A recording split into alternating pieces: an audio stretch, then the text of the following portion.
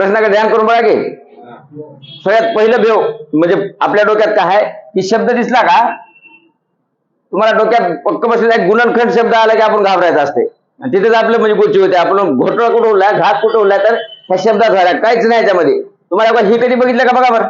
हे जर बघितलं असतं हो म्हणा नसेल तर नाही म्हणा.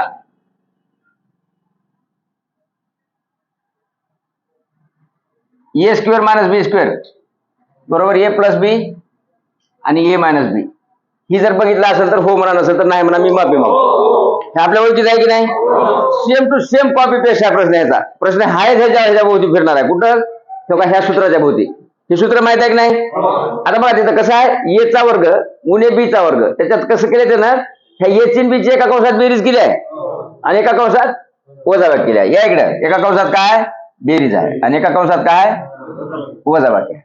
फक्त आपण थोड्या वेळासाठी असं समजू की ही म्हणजे ए आहे म्हणा ही म्हणजे आणि ही म्हणजे बी. फक्त आपण थोडं खाली घेऊ थोडं खाली 9 कुणाचा वर्ग आहे की नाही बघा बरं. 9 कुणाचा वर्ग आहे म्हणजे ह्याच्या बदल्यात मला असं लिहिता येईल का आणि ह्याच्या बदल्यात असं लिहिता येईल का. ध्यानात आला का प्रोग्राम. ही म्हणजे ही आहे का ही म्हणजे ही आहे का. इथल्या येचं काम इथं कुणा केलंय 3 न की 3x न 3 न की 3x न आणि 36 हे बीचं काम इथं कुणा केलंय 6 न की 36 न 6 न केलं की नाही. तिथं ये दिसलं की इथं 3x दिसलं आपल्याला. बाकी सगळं लक्षातच आहे का बघा. ही ए चा वर्ग वजा बी चा वर्ग आहे की नाही. मग त्याला काय केले ए अधिक बी ए उणे बी. मग आपण एच्या जागी इथं काय लिहिणार सांगा आता